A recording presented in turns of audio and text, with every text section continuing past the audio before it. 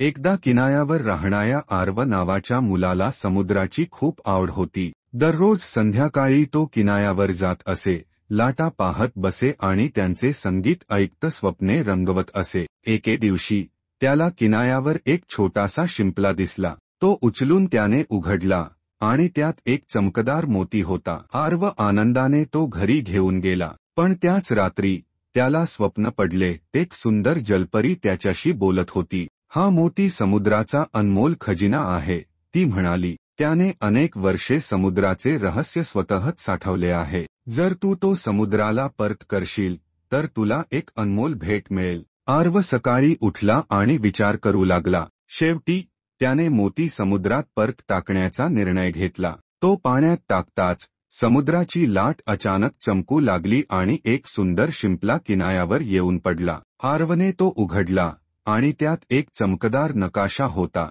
त्याला समुद्रातील एका गुप्त ठिकाणी नेणारा नकाशा.